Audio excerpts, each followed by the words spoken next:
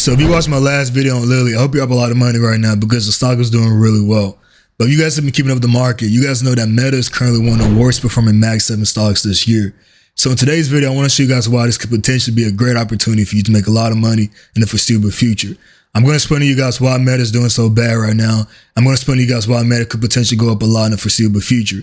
And lastly, I'm going to show you guys how I'm positioned in this play. So I value your time. With that being said, let's get right into it. All right, so we take a look at the screen. The first reason why Meta stock is down so much is because of Meta's recent earnings report and what the company announced to investors. So you guys can see Meta overall had a really good earnings report, but one thing stands out the most, and that's Meta's EPS, right? So you guys can see Meta had a miss of 82.5%. So obviously the market didn't like this and the stock dropped a lot after its earnings report. So now the question is, why did Meta have a miss of 82.5%? Because this is really unheard of. And you don't really see something like this from a well-established blue chip company. So the reason why Meta has such a big miss is because of the tax charge. So Meta reported net income and EPS were significantly impacted by a one-time non-cash income tax charge of approximately $15.93 billion related to a change in valuation of U.S. federal deferred tax assets following new tax legislation. So because of this one-time tax charge, Meta had a significant miss on its net income, right? So if Meta would have not had this one tax charge, Meta actually beat the net income or beat EPS expectations. So Meta would have had a triple beat, right? A beat on revenue, a beat on EPS, and they also raised their guidance, right? Which is something that investors like to see. But this one-time tax charge caused a lot of negative sentiment and the stock dropped a lot. Now, on top of this, Meta also announced that they're going to be spending a lot of CapEx next year on AI and trying to build more data centers. So Meta announced plans for nobly larger capital expenditures in 2026 to invest heavily in AI infrastructure and superintelligence labs, which spooked some investors and caused the stock to fall despite the strong revenue performance. So this put a lot of fear in investors because Meta's literally throwing out tens of billions of dollars in CapEx trying to invest in AI. So the idea is that in the far future, this investment, right, will potentially turn into more revenue for Meta. But that's where the uncertainty is, right? People don't know what the future holds. The investors don't know if this is actually going to play out well or this may be a potential loss for Meta in the foreseeable future. So because of this, there's a lot of uncertainty and a lot of fear for investors. So another reason why Meta stock is down so much is because of the overall market sentiment right now. As you guys know, we just got out the longest government shutdown in history. And because of this, the White House says October jobs and inflation data may never be released because of the shutdown. So I don't think there's ever been a time in history where the government hasn't told us what the jobs and inflation data numbers look like. And if you guys know anything about the market is not like uncertainty. So because of this uncertainty, we don't know if the Fed is going to cut interest rates or leave it the same the next FOMC meeting. And on top of this, we're seeing that a lot of companies have had massive layoffs. So it's possible that the jobs number were so bad that they're choosing not to release it. We don't know, and we'll never know what the true answer is. So because of this uncertainty, the market is going down and also dragging every stock down with it. So you guys can see Meta stock is down a lot, primarily because of the overreaction on the one-time tax charge, the huge amount of CapEx that they're spending on AI, which is causing investors to have some uncertainty for the future. And on top of this, the overall negative market sentiment that's going on due to the fact that we just had the longest government shutdown ever. And on top of this, we may never see the October CPI and job reports. But the reason why I think that this is such a big opportunity is because this isn't just a normal stock. This is a blue chip company that's part of the Mag 7 that has extremely good fundamental financials and it's down a lot from its all-time high. So I want to show you guys some technical analysis and show y'all what happened to other Mag 7 stocks whenever they're in a similar situation that Meta is in right now. So the situation I'm talking about is whenever you have a good company with amazing financials that's down an extreme amount from its previous all-time high. In this case, Meta is down over 20% from its previous all-time high. And investors are currently terrified to buy the stock. All right, so taking a look at the screen, you guys can see that Meta is significantly down from its previous all-time high of almost $800, right? So currently right now, Meta's trading around that 610 range. But what I wanted to show y'all is that Meta is currently oversold on the RSI. So currently I'm on the 2-year, 1-day time frame. And this has honestly been one of the best indicators, especially for blue chip companies or Mag 7 stocks, right? So most of the time, whenever you have a blue chip company like this that's oversold on the RSI on the 2-year, 1-year, 1-day time frame, more than likely that stock is going to be up a significant amount within the next couple of months, right? And we've seen this happen many times in the past. So let's take a look and show you guys what I'm talking about.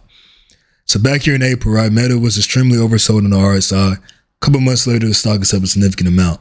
We go back a little bit further. Meta was oversold on the RSI. A couple months later, it's up a significant amount.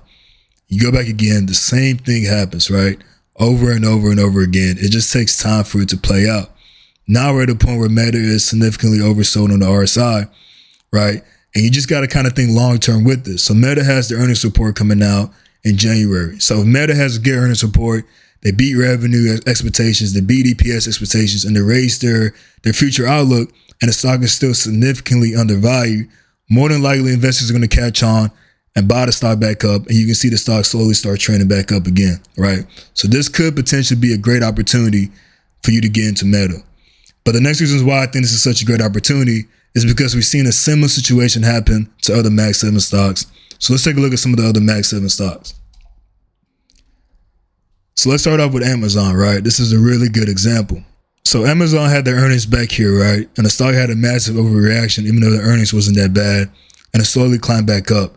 But for a while, Amazon oscillated around the same range for a couple of months, and people did not want to buy Amazon, right? The market did not like Amazon. People were saying that Amazon didn't have a future, right? They're worried about their cloud service growth, right? And the list goes on and on and on. But basically, there's a lot of negative sentiment with Amazon, and investors did not want to buy Amazon, regardless of their sound fundamental financials.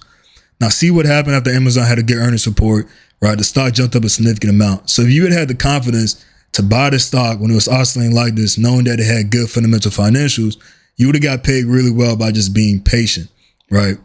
Now, we take a look at another stock. Let's take a look at Google, right? Because we saw the exact same thing happen with Google. So we take a look back here around April, whenever Google bottomed out during the whole tariff situation.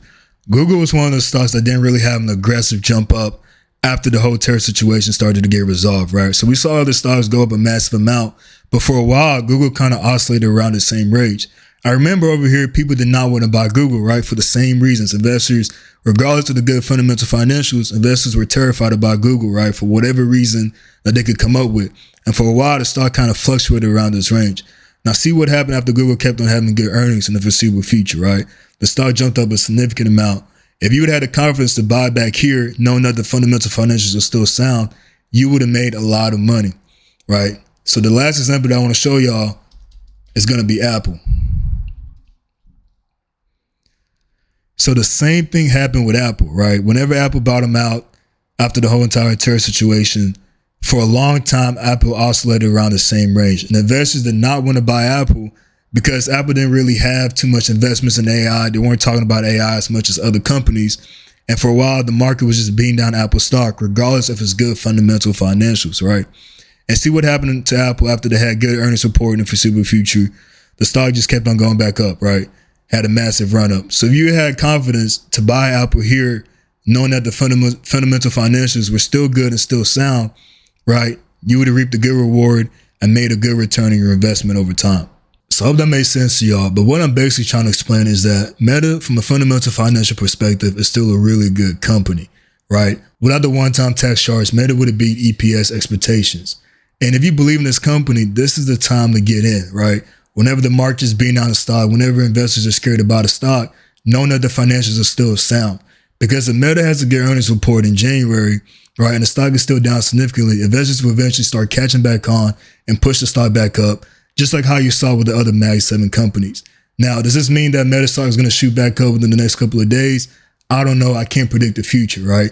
But you know that this company is good from a fundamental financial perspective, and the stock is extremely undervalued, right? So if you're an investor, you believe in this company long term, this is where you get in and just dollar cost average and be patient. So that being said, let me show you guys how I'm positioned in this company. All right, so taking a look at Meta stock from a 3-month time frame, you guys can see that the stock is now down 22%, right? So if you want to be conservative and you do believe in Meta long term, and you think that Meta can't go back up in the foreseeable future, you could just buy the stock itself and just be patient, right? And just set time frames for where you want a dollar cost average. So what I mean by this is, let's say every time Meta drops $10, you buy some more Meta stock, right? Or $20, right? Whatever that time frame is for you, whatever makes you comfortable, that's what you can do right now, knowing that the stock is still significantly down from its previous all-time high, right? This is the safest thing that you can do. Buy the stock and just dollar cost average. So another thing that you can do, you want to take a little bit more risk in Meta and gain more exposure, the stock goes back up, is you could buy leap options on Meta. So for example, leap options are long-dated call options that expire like a year out. It gives you a lot of time for things to play out. So these are a little bit more expensive, but if you have the capital to do this, it may be a good bet, knowing how undervalued Meta currently is. So currently right now, you're between $10,000 to $12,000. You can buy some good leap options that expire January 15, 2027. right? Even though the market can be irrational in the short term, the stock may keep on going back down.